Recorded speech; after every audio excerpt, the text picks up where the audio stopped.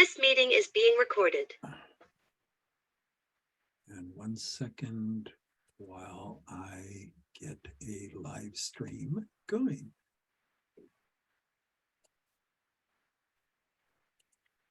Well, good morning, everyone, and welcome to Bezerra Spiritual Healing Center.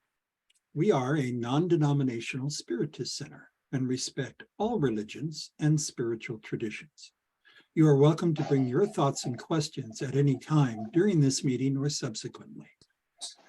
Before we start the announcements, we always begin our service with a prayer, and I would like to ask Brother Tony to take that responsibility.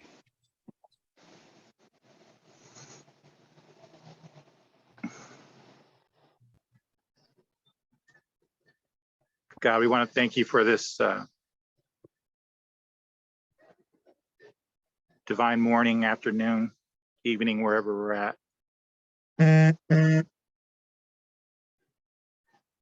For the blessing of this study that we're going to have today. We want to thank that everybody that's here.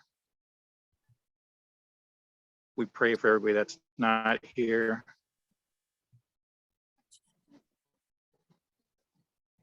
We want to thank all the beautiful spirits that are coming through this today to assist with this lesson.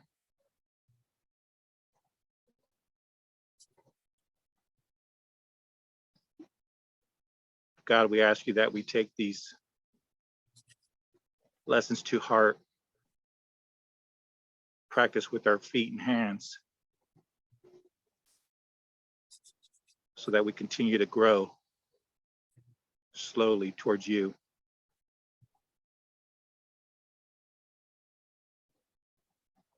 We ask that you bless this study today. We ask that you assist with any healing for anybody that's here for healing today. And to be open to God's love, healing energy, his forgiveness. And with that, we request to open today's study.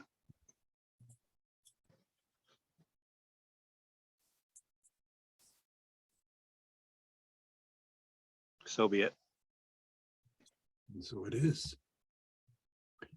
Thank you, Tony. Well, BSH is a member of the United States Spiritist Federation, and our spiritual beliefs are based around scientific, philosophical, and religious principles of Spiritism. As Emmanuel, the spirit mentor of Chico Xavier, taught us, knowledge and love are the wings for our spiritual evolution. That is the reason why our services on Sunday are divided into two parts. First, we always have someone speaking and sharing findings from remarkable and qualified mediums and spirits and other authors. It is really important that you participate actively with your listening skills. Your mentor has already brought you and is supporting you and your needs while you are here. Carrying and working with these reflections along this coming week is what will really sustain the energy you receive during today's session. The second part is a hands-on healing pass, where your mentor will be working with the BSH mediums and benefactors for you to receive the healing energy. Throughout the week, I'd like to share my screen.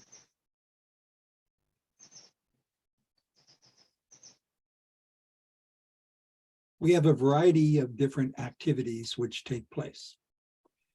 And most importantly, every day except on Sundays, we have a daily prayer beginning at 6 p.m. and all of these times are Pacific Standard Time. This is about a 20 to 30 minute session where anyone can join in and pray. We will be praying for a specific list of individuals and spirits and for the earth and humanity as a whole. As I said, throughout the week, we are a variety of different activities. Today on Sunday, we have at this time, the spiritual education and healing passes. And then tonight at 6 o'clock, for about 90 minutes, we are studying the book Sex and Destiny by Andre Luis through the medium Chico Xavier. And this is done through our partnership with Divine Light. On Mondays, we have our internal healing services beginning at 6:30. This is a closed session for the majority of the session. In the early part, there is an educational session. But again, this is by special invitation only. On Tuesdays at 6:30, we return to a book study in conjunction with Divine Light, and we are now studying Healing and Self-Healing, a Medical Spiritist Point of View by Dr. Anna Moreno.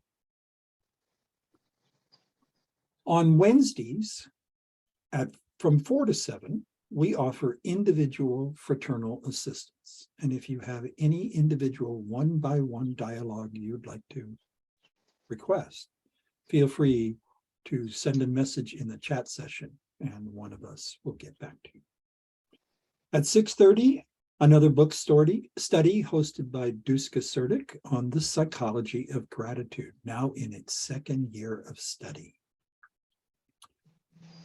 On Thursdays at 6:30, we are studying Living Spring. And these are also educational sessions which are recorded and available for subsequent viewing at any time. And in lieu of that online session, on the second Thursday of each month, we have returned to meeting in person to do a short study and then a prayer and healing service. And again, if you would like information on that second Thursday in-person opportunity, please reach out to any one of us. All of this information is contained on our website, bshcenter.org. Although it is a little bit out of date, the majority of information is still very pertinent and accurate. Okay, I'll stop share now. And I will now introduce, if I can find it, there it is, our speaker for the day. Anna Moreno is the co-founder and president of the Chico Xavier Learning Center in Oregon. She was previously the president of the Joanna DeAngelis Spiritist Society in the Bay Area. Anna comes from a generation of spiritists in Brazil. She started to study and develop her mediumship as a teenager when she lived in Sao Paulo.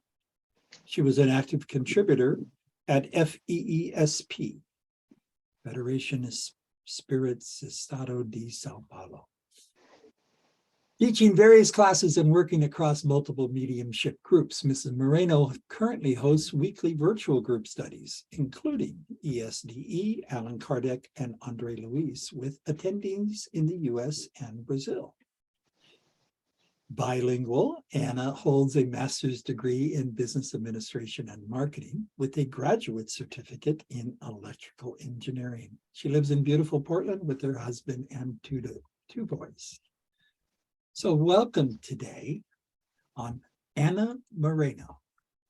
Anna, it's all yours. Thank you. Oh, one last thing, please mute your phones. So, thank you so much for having me. It's always a pleasure to see familiar faces. Your group has been very important to me. Tanya and I have a huge gratitude to Tanya from everything that she has done to me. And before we start, I would like someone to help me and read the chapter 180 from the book Our Daily Bread, which is part of the Living Spring collection, one of the studies that you guys host. And that's where I based my conversation with you guys this morning. I mixed a little bit, but I wanted to use Emmanuel as the inspiration for today's conversation. So Tanya, who would you like to read? Can you guys see my screen, by the way? Yeah, just for the reading part, we need the reading. I think Mark volunteered to be your reader today. Sounds good. Mark, can you see my screen? Can everybody see my screen? No? Okay, so let's go. What's going on? Yes, I could see it. I don't know about everybody, but Mark, Yeah, I you're on can- mute. Yeah, can see we it. were seeing by Joseph the first slide, not the reading part. Wasn't seeing anything. Yeah, it's just the first slide that I wanted. Yes. Okay, yeah, we were seeing. Try again. Yeah. Let me try again. Oh, wow. I'm not seeing anything. Isn't that Okay. interesting? Okay. Is everybody? I'm seeing well too. Can anybody else read this, please? Charles, anybody else? Kathy, Yeah, I Tony? can see, but it's very enlarged. Well, I'm using my cell phone, so I don't see the whole Okay. thing. But I So see any- the initial slide, I believe. I can read. No worries, Tanya. what is the part of the reading? Because we don't have the part of the reading. The reading, yeah, I'm gonna go to Okay, the next slides. This is okay, just you're going. Okay, starts with the title. okay. And then just the passage from John. Okay. Do you want me to read? Yeah, can you read, please? I can see it, yes. Yeah, thank you, Maureen. Want me to start? Yes, Ready to please. start? Okay. Yes. Just as you sent me into the world, I have sent them into the world. Jesus. Thank you, Marie. My friend, if you have embraced the Christian Spiritist task in the name of the sublime faith, thirsting for a more uplifting spiritual life, remember that the Master has sent your renewed soul to the vast field of the world in order to serve him. You are not only to teach the way of the good, you are to act in accordance with the lofty principles that you proclaim. You are to dictate worthy directives to others, but you are to heed them as well. You are to proclaim the need for courage while sowing joy and blessings, even when you are misunderstood by all. I can't quite see the top of that one. You are not to be content with simply handing out No coins. coins and immediate relief. You are always to give a bit of yourself to whomever is in need. You are to not only forgive, you are to understand the offender, helping him or her to get up. You are not to criticize. You are to find unexpected ways to be useful. You are not to yell. You are to make use of time in order to materialize the good thoughts that guide you. You are not to argue needlessly. You are to find a way to serve others wherever you are. You are not to merely combat evil with words. You are to preserve the good, sharing it with everyone. You are not to condemn. You are to discover the light of love in order to make it shine in your heart until death. Pray and watch. Love and wait. Serve and deny yourself. If you are not willing to apply the Divine Master's lesson to your own life, your faith will have been useless. Thank you, Marie. So this morning we'll be talking about believe, persist, and press on. And I think that's very much aligned to the discipline conversation that we had a few minutes ago. But before I start, I just want to invite everyone to our Spiritist Symposium that's going to take place here in Portland, Oregon on September the 30th. It's going to be a full Saturday in a beautiful place called Lincoln Recital Hall at Portland State. And if you want to find more information about it, just go to spiritist.us. I also wanted to reflect about this verse from Paul in his letter to Hebrews. Therefore, lift up your weary hands and feeble knees again. Because so many of us when we are in our day-to-day lives, that's exactly how we feel. It's so easy to get into the problems and feel like you're submerging into all the tasks and routines and problems. And in a moment that we are going through all this transition in our planet, that so many things seem wrong, Paul calls us to stand up still, be strong. And then when we go back to the page from our daily bread, Emmanuel starts the chapter basically inviting us or reminding us to embrace our responsibility here, that reminding us that we are here to serve him, serve Jesus. Interesting enough is that he starts with some very strong choices of word. He starts with my friend. So he's already our friend. And friends are known by helping each other, by extending hands. That when someone is suffering, a friend will look at opportunities to support. The other words that he uses is, the master has sent you. Who's this master? Jesus.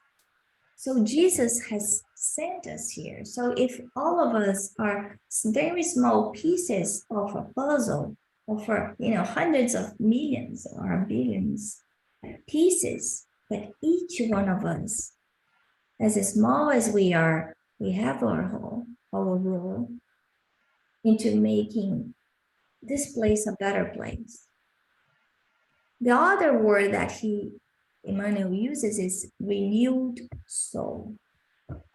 So he reminds us this is not our first time here, that we'll be, coming back over and over again. And maybe we were at the time where, Jesus was teaching a beautiful Galilean. Maybe we heard him preaching and we lived his examples with our bare eyes, but we're still here making similar mistakes. The third piece that really got me in that paragraph is that we are here to serve him. Why he says that? Because Jesus is the planetary governor. He's the one who is responsible and was appointed by God to make sure that this planet flourishes. He created. So when we were not even a thing, he was already a Christ. He was already responsible for working with a group of other perfect spirits to build this beautiful planet out of scratch. But what does it mean to serve the master? What is that exactly? And then Emmanuel goes deep in that, giving us lots of examples. And I'm not going to go to all of them. And I invite you, each one of you, to go back to chapter 180 of the book, Our Daily Bread, and dive deep and reflect what exactly Jesus expects from us. But Emmanuel says, you are not only to teach the way of the good, you are to act. So when we hear the word, go and preach, we think that the preach is with our words. No, preaching means that we need to live those words, that we need to incorporate all those teachings into our everyday lives. Then Emmanuel continues, you are to dictate worthy directives to others. but you are to heed them as well. So when we read that part, that passage from the Bible, where Jesus says, may your words be yes, yes, no, no. So that means what? That we have this boundary between right and wrong, and we choose to do the right, and we inspire others to do the right things.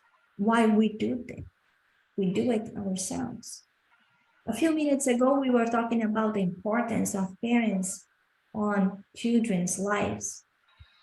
And it's so critical because many of us, we tell our kids to be patient when we are not, to do not yell when we do, to do the homework when we do not do our homework, to take care of their rooms when we do not take care of our homes. So we are not setting the example to be followed. And then Emmanuel continues, you are to proclaim the need for courage while so enjoying blessings, even when you are misunderstood by all.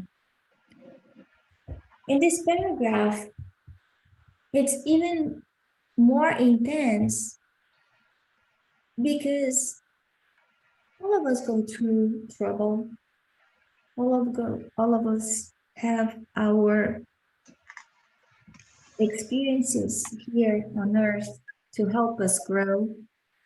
As you guys said, morally and intellectually, which are kind of the two wings for us to reach perfection. So it's very hard to hold still and be courageous when we are going through moments in life that we are very uncertain about what's going to happen. The other thing is, how do we continue to follow our beliefs, continue to live according to Jesus' teachings when the society around us is so different? How can we be loyal when people are not loyal? How can we do not lie when we see today that lie is being understood as an expression of oneself? How can we not steal when we see corruption around us? How can we be loyal to our husbands and wives and partners when we see that infidelity is on TV, is everywhere?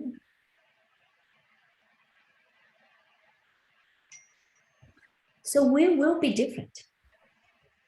In times like this, where we are going through a planetary transition, like we are moving from a suffering planet when all of us are kind of on the same level with some differences to a better place. Today, we know that suffering remains the best part of the planet, but we are going to be in another environment at some point. Not tomorrow, not next year, not in 10 years, because this transition is slow. But the transition needs each one of us, each one of the pieces of this huge puzzle to become a reality. And that's why Emmanuel is saying that we should not only teach, but we need to act. We need to act. We need to walk the talk. And why do I say that? Why is it so important to walk this talk? The talk that we heard 2,000 years ago, that some people jumped into trees, others went through roofs to be able to listen to the master. because this is our last hour. Spiritism says that for many of us, this is our last chance on this planet. And this whole transition that we're going on, that's our last chance to do it right, to earn the right to be able to reside on a planet on the goodness surpasses the suffering. But for that, we need to earn it. We need to do our part. It's like if we have this big SAT test, that it's a collection of everything that we have done on the past tens of lives and experiences that we have had, basically asking us, Anna, did you learn? What did you learn? Are you ready? Are you ready in being a place where you will focus on the good things? You think good things. You will not create more turmoil and suffering around yourself. And this last hour, it starts from our family, from our homes, this very small place that each of us come from in different ways, in different experiences. Why? Because we have different backgrounds. Each one of us had to learn different tasks. For some of us,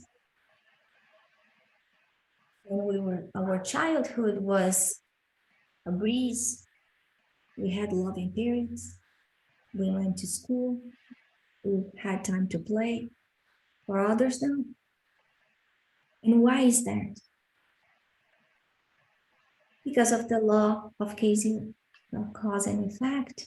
We have inside our conscious, this law is right here, basically showing or reminding us the things that we need to learn. Learn to value our family, to value our parents, to value our siblings, to value our kids.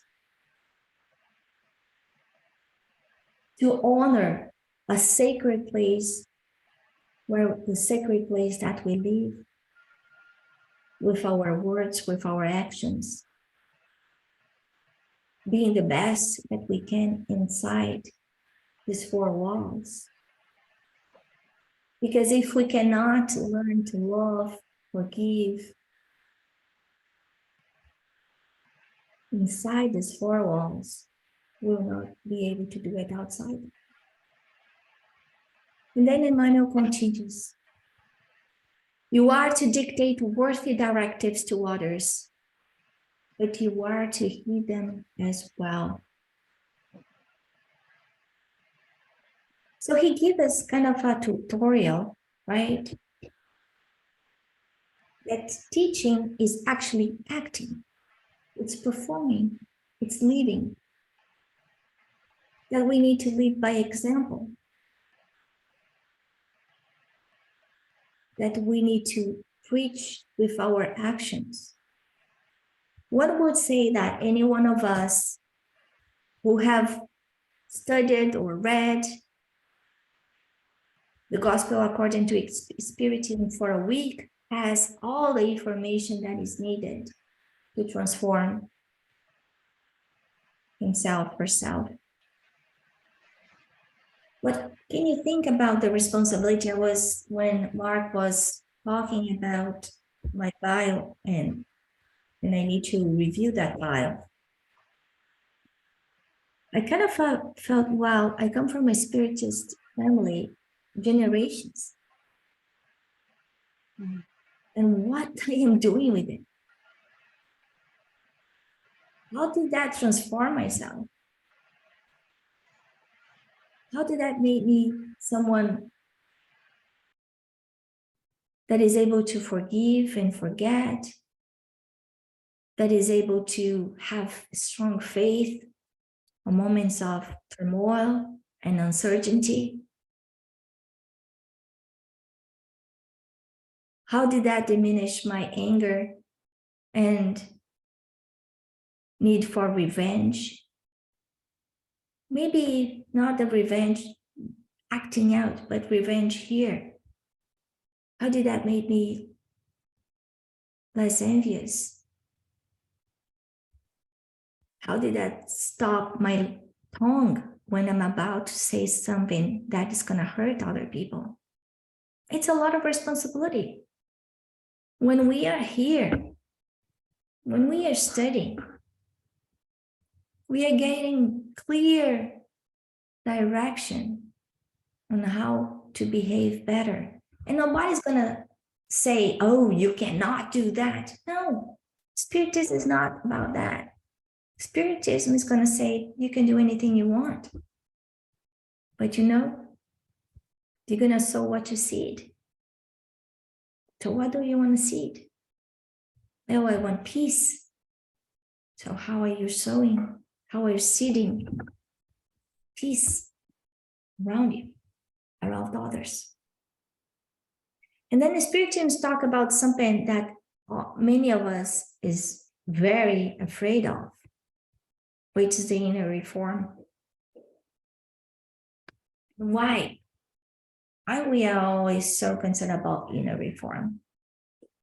Because we need to look at ourselves in the mirror. And the mirror that we usually look is a little distorted. Why? Because we see us much better than we are, and we see others much worse than they are. We see us big, and we see others small. But the inner reform, when it comes with bare eyes, just us and God, a place that we need to talk the truth about ourselves, about how we feel, what we do. It's a very excruciating exercise. And the inner reform is not something that you do once a week. No. Is that something that you do while you breathe every day? Because there are times that we will have that input of reacting, and we to change the switch to act, to hold the responsibility of what we're going to say, what we're going to do. Putting discipline in everything we do. We know that when Chico Xavier asked Emmanuel, what do I need to be successful on all this endeavor that I'll have along my life? And he says 3 things: discipline, discipline, discipline. So the baseline of inner reform, the foundation of inner reform is discipline, which is something so challenging for so many of us, including myself. Discipline in eating, discipline in speaking, discipline in creating a balance of our material tasks and spiritual tasks. Discipline in valuing the eternal things rather than just the day-to-day material stuff. So Allan Kardec was really helpful to us, giving us a hand of how can I work on my inner reform. And at the question 919, Allan Kardec asked the spirits, what is the most effective practical means to improve yourself in this life and resist the drag of evil? And then the answer is, a wise man of antiquity told you, know thyself. So we need to do this exercise. We need to ask ourselves, what I'm doing today? What's my plan?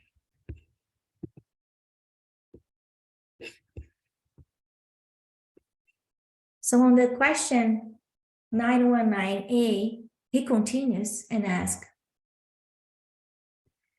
we understand all the wisdom of this maxim, but the difficulty is precisely in knowing yourself. What is the way to get there? And then St. Augustine answers, do what I did when I lived on earth. At the end of each day, I questioned my conscience. I reviewed what I had done and asked myself if I hadn't failed to fulfill some duty, if no one had reason to complain about me. That's how I got to know myself and see what in me needed reform. Whoever remembers all his actions during the day, every night, and if he asks what he has done, good or bad, asking God and his guardian angel to enlighten him, will acquire great strength to perfect himself, because believe me, God will help you. Believe me, God will help you.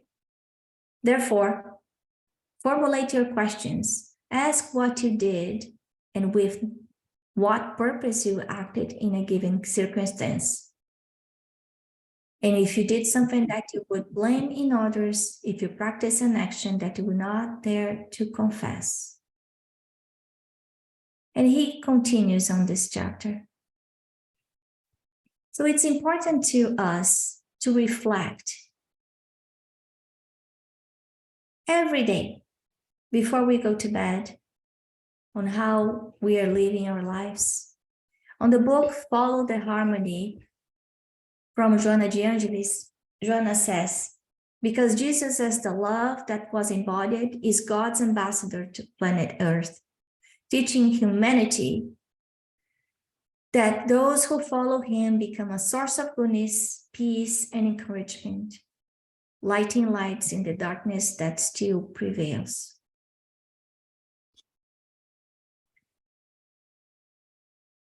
So when we follow him, when we follow Jesus, we become a source of goodness, of peace and encouragement.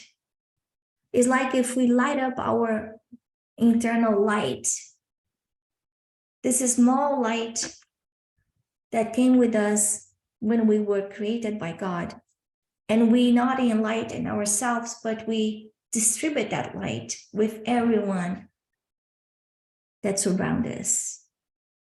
And it's very hard to do that in real life. It is so hard. There's so many people around us, so much noise, people who are in different vibrations and sufferings, and we are bombarded with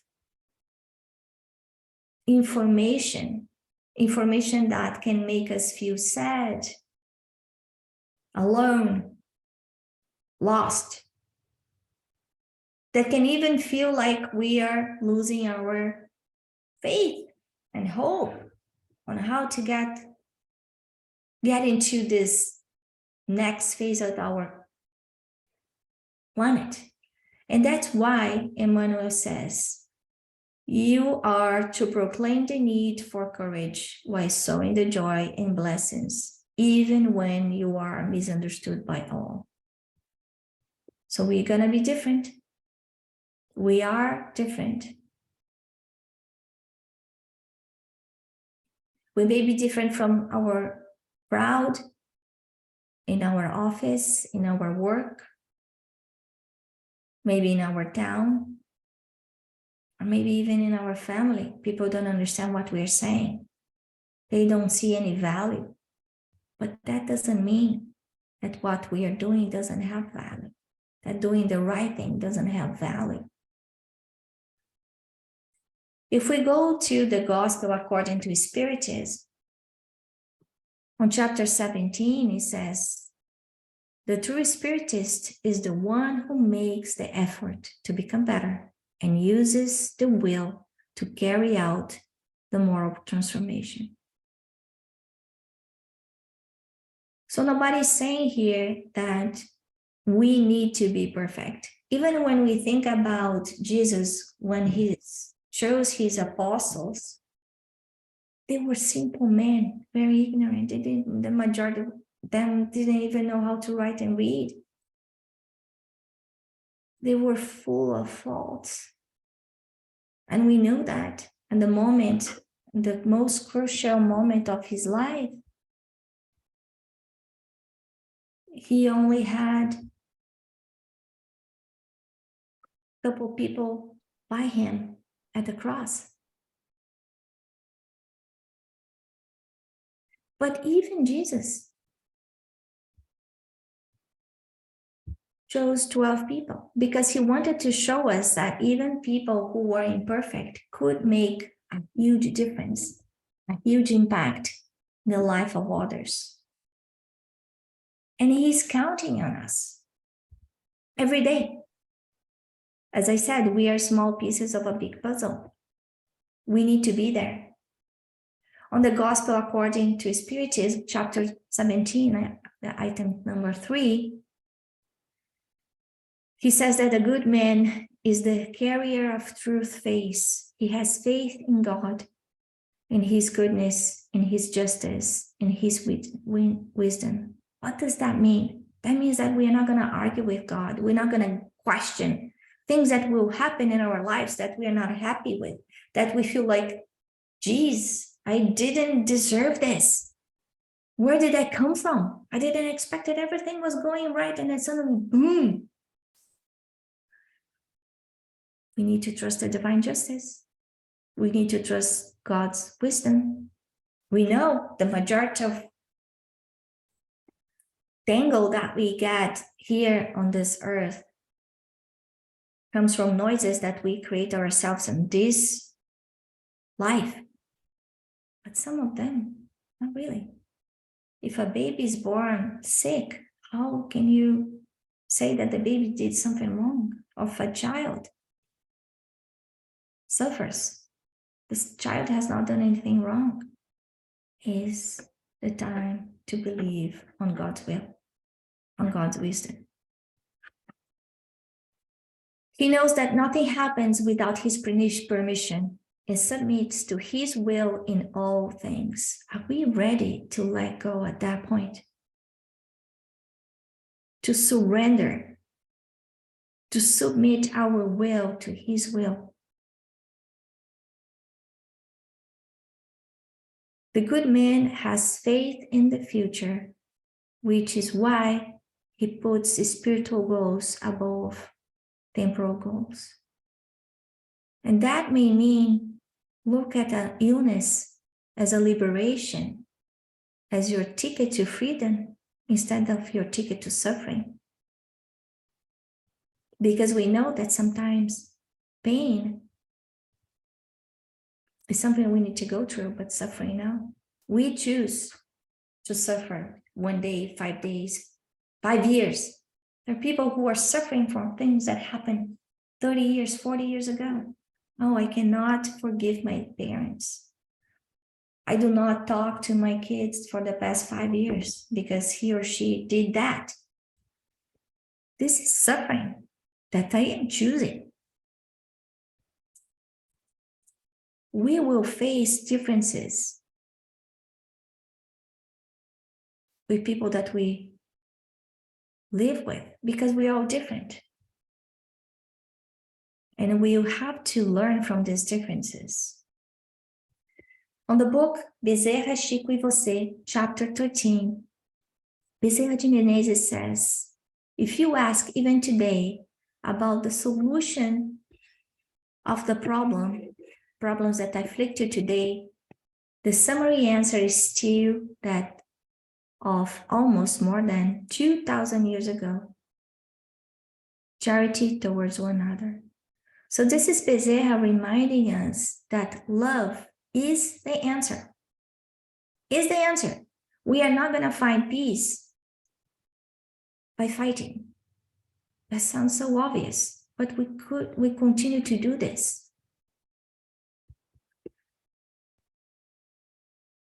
Charity, he continues, is expressed in kindness in the face of aggression, patience when there is disequilibrium, living faith in the face of so-called disappointments along the way, optimism ahead of the tests, blessing to all those who curse. And the chapter has many other things. I just captured like 5 of them. But he's basically reminding us that the solution to any problem is love.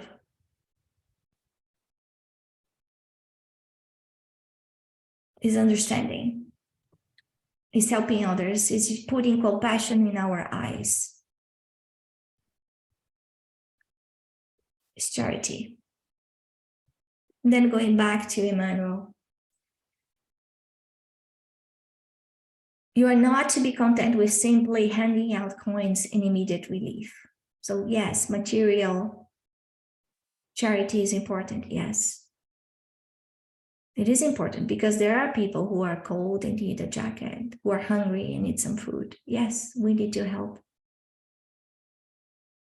But that's not enough.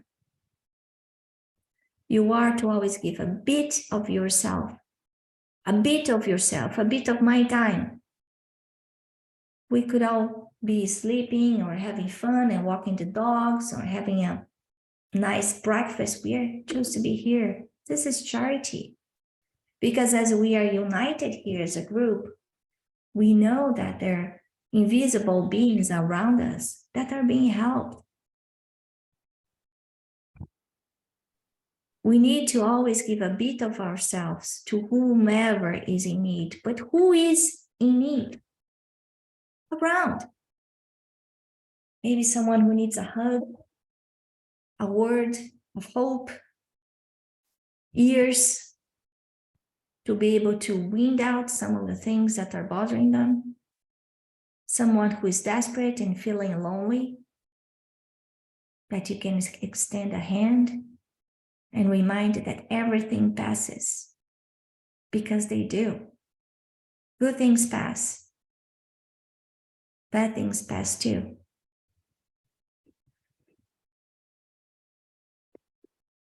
So always give a bit of yourself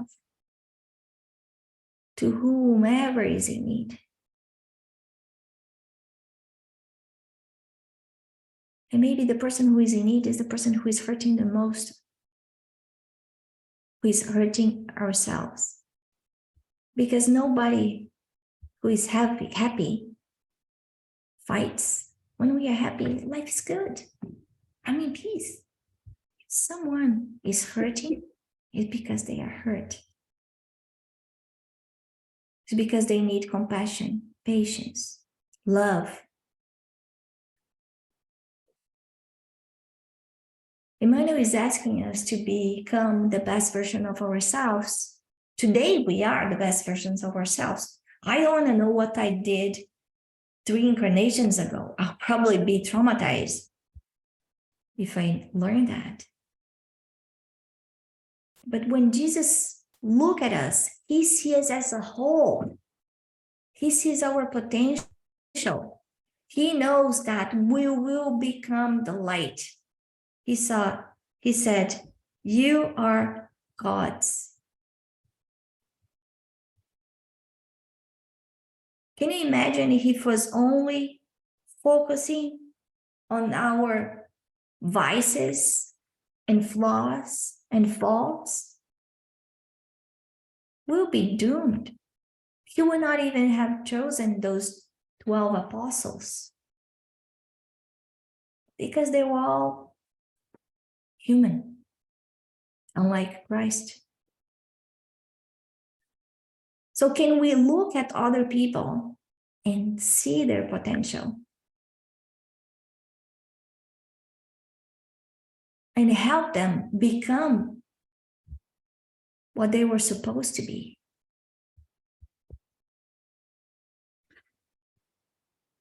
But to do that,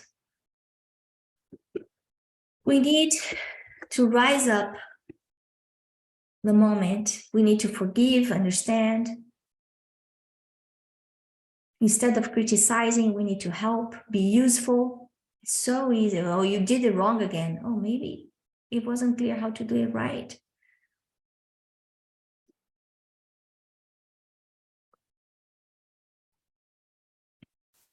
Use our time to create good things. In our homes, outside. Find a way to serve instead of fighting, yelling, arguing.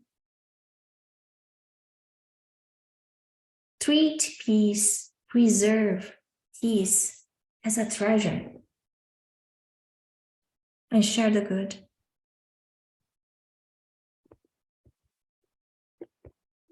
And as Emmanuel said, pray and watch, love and wait, serve and deny yourself. Serve and deny yourself. He's not saying work, he's saying serve. Servant brings a lot into it.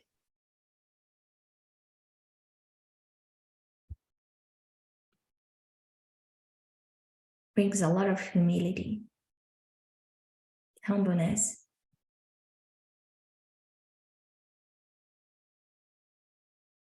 And then to wrap up, just a reminder again from Emmanuel, if you're not willing to apply the Divine Master's lessons to your own life, your faith will have been useless. So to have faith means to incorporate everything that we talked today. And living without faith is so hard in an environment like what we are right now.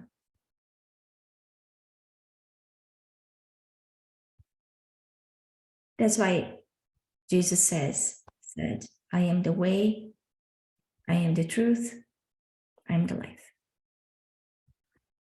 Thank you, everyone.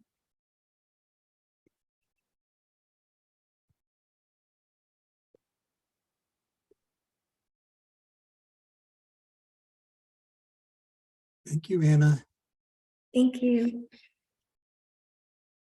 For all who are live with us, we now open it up for questions and comments for our speaker.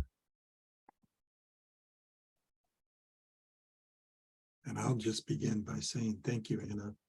Excellent presentation. Thank you for having me for this reflection.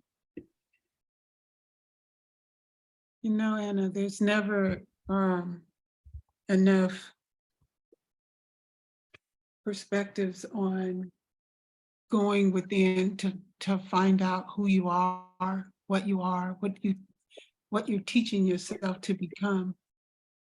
It's always good to listen to different people's presentations because they bring a different perspective on how to look at that. I wish I had wrote down what it was that you said. I thought I would remember, but I didn't. But anyway, it was good. Thank you so much. No, thank you.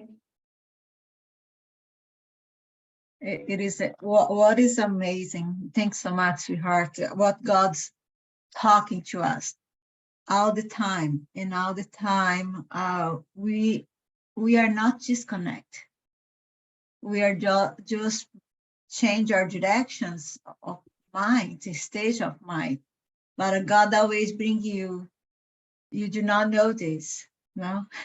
But what is the message from the gospel?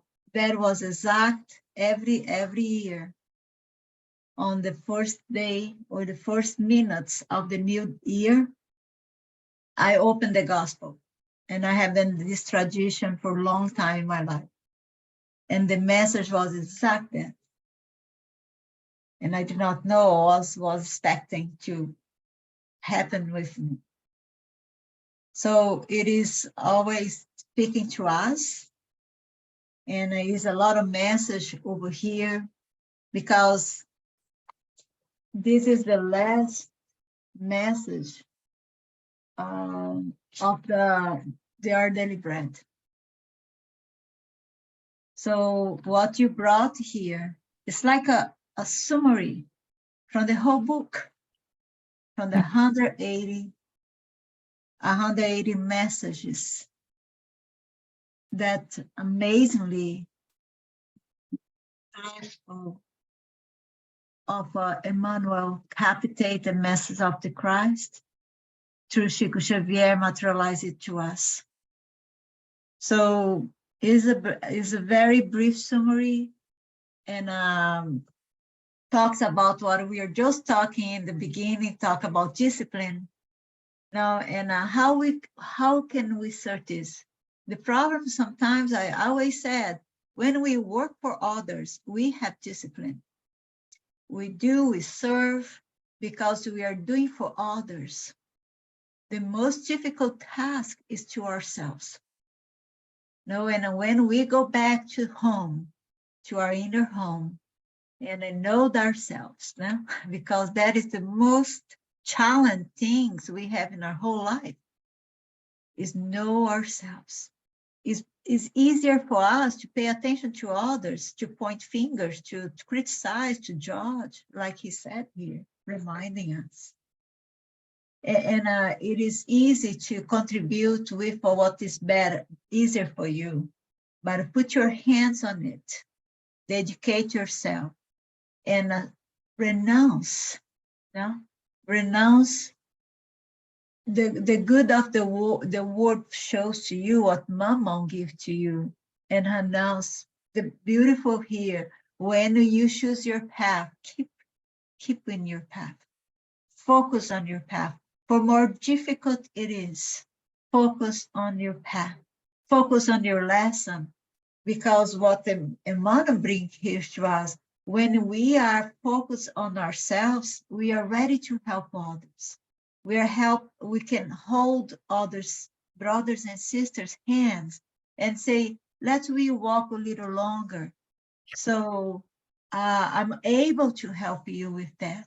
I am in a lot of needs of others, things to adjust in my life, as I have a little discipline and experience on that. So when he starts on that, telling us, I have a lot of notes, Gina, I'm not like you, I take notes, but I mix out them up now. But when the good man is the carrier of the true faith. And that if we do not have faith, if we do not believe, we will not move on. We will keep on the road, come back to the same road again until we find to continue. And like you said, beautifully said at the end, close this is, I am the way, I am the truth, I am the life. And who comes through me now will be not thirsty, will be not hungry. So it's amazing, the lessons, the teachings. Thanks so much. I really, really appreciate it. And I think it's a lot for us to meditate in here. Thank you so very much. Appreciate it. I remember now, it was claim your courage. And that put me in the mind of when they said, when you were saying, claim your courage and be joyful, bring joy. Because there's so many people who are alone in their mind. You know, they think that no one loves them, no one is there for them. And to bring a little joy by your smile or saying hello to someone, it can make a person's day. It really can. I was telling Mark and him the other day that I saw a lady in the store was just all teeth, just beaming. I said, oh, this woman is happy she's out. And so I decided to say hello to her. And I said, hi, how are you? She said, I'm doing so good. I'm just so happy to be out, you know? So you just never know what will bring a person joy. So yeah, claim your courage and own your joy and spread it, right? Yeah. Thank you. Thank you.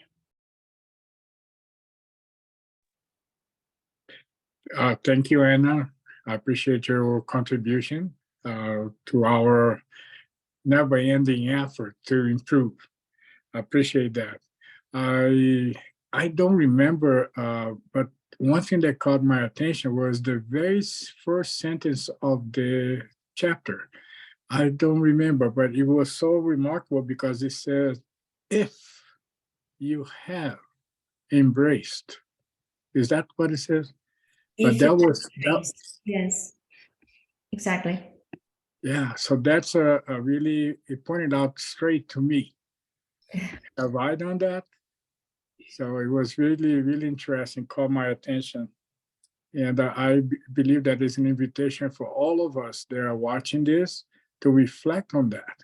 If we have truly embraced that mission or that purpose, right?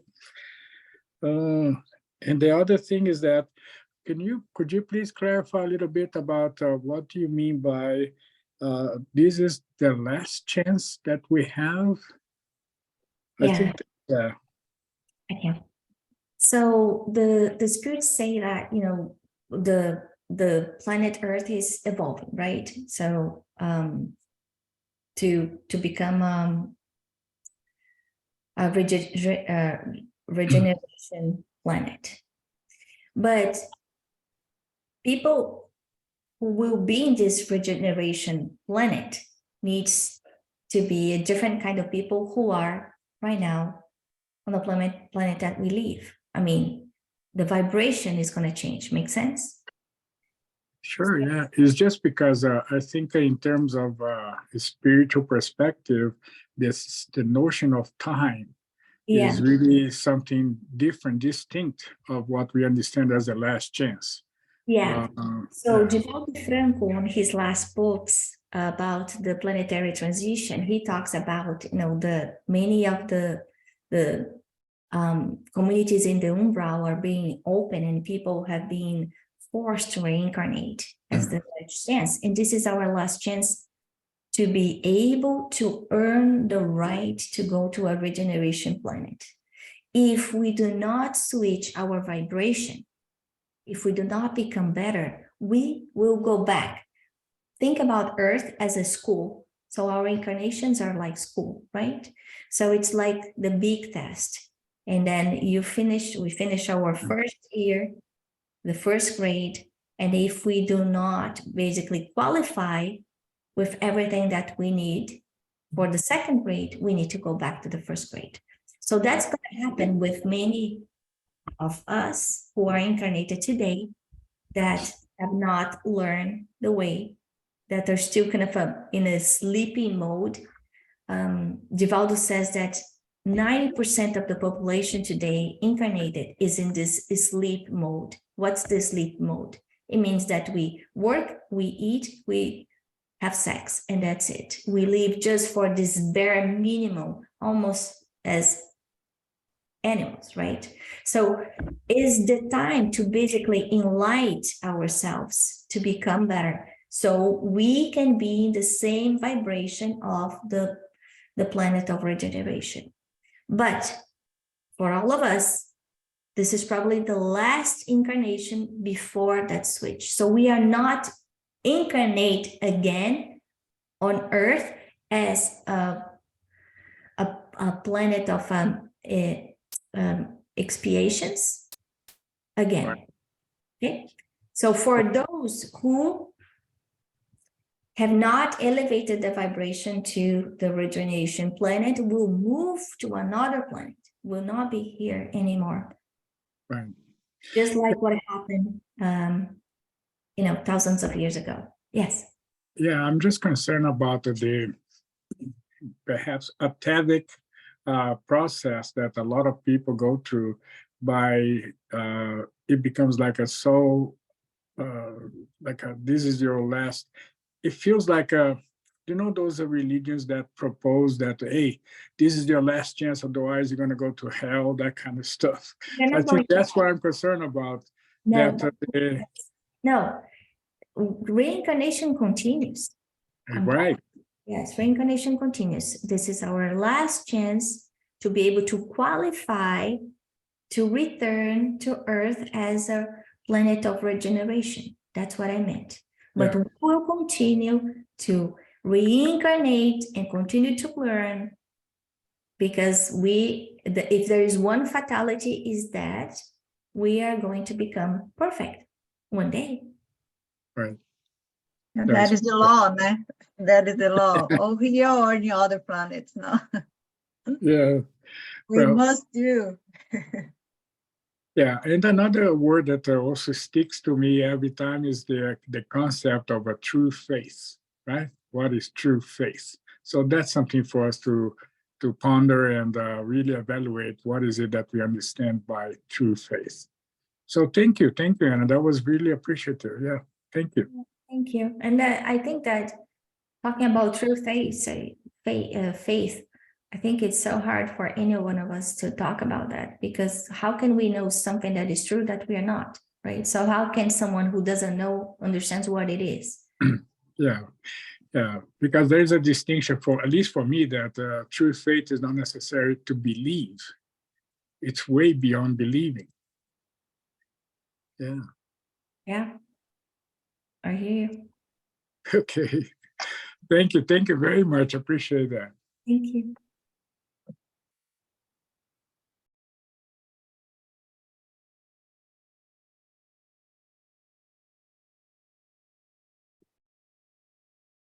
So anybody else have any question or comments?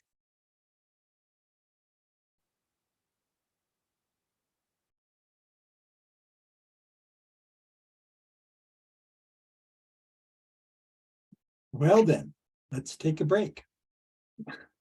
We typically take a 2 to 5 minute break here to get your water, to do a restroom visit, and then we return and we begin our healing service with passes. So let's just take a break right now and be back at 11:11 West Coast time. Thank you, Anna, one more time for your time to prepare this topic for us. And I cannot thank enough, because there's a lot of to think about, a lot to meditate about, because when you read things, you read and have your understand, but when you discuss and disseminate all this in different parts, it make more sense. That is why we need the education, no? That's why we need to, when like on this topic today, a lot of open windows, no? Came to my mind. Oh, that is what means. Oh, that is why I was not getting the right or the truth, or that's, and like they said, the truth, my gosh, no, it's my truth, is your truth. But what we have to stick with the law, the universal law, the what we have here for us to really keep together, using this truth, using the faith. When you brought from the gospel, have faith in God. No, like we have a lot of faith, like Brother Charles was saying, the different faith is a lot of discussion about that. But when we really trust, give that to God, because as we know, everything has planned before already. Before we even incarnate in this world, everything is already prepared. If we have faith on that everything will be okay. It's a big step, because I am on that vacillating. Yesterday, I was very, very trust and faithful. And today, the body feeling different, and then the fears and a lot of things come to your mind. It is a lot to do, my gosh. Think again. And I think it's a practice, right? It's not something that you gain. It's a muscle that you develop day by day. That's how I feel. And maybe, we develop that muscle through strain, when we're straining it, like when we are going through the narrow door, such as the one that you're going right now. That's how we exercise that muscle of faith. And the lesson is, when you think you have, no. Oh, yeah. Yeah. There is a word for me so hard to say. It sometimes escapes my mind, because it goes against a lot of my beliefs, which is surrender. Yeah. but surrender, I think it's the right word to be used with God's will. Mhm.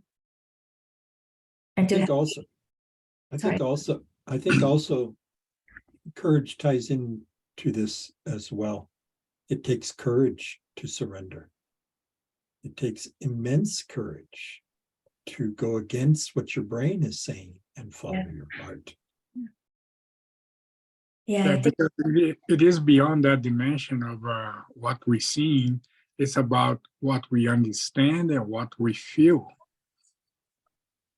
Of course, including knowledge as well. Yeah. yeah, Last thing I would say is that in our introduction that we read each week, we speak openly about the fact that our mentors have been here preparing us. And I always love this dialogue that takes place after a presentation, because that's when our mentors are working with us so openly. I so appreciate the concepts that each of us have brought to the dialogue today, not just Anna's presentation. It's so powerful. Yeah, I'm in full agreement with you, Mark. It's very important that everybody speaks their perception. And like you said, Tanya, just when you think you know it, then you open up the gospel and you read it again, you go, oh. Okay, it is time for some healing. Yeah, stop recording. I'm going to stop. Thank you. I wasn't thinking clearly.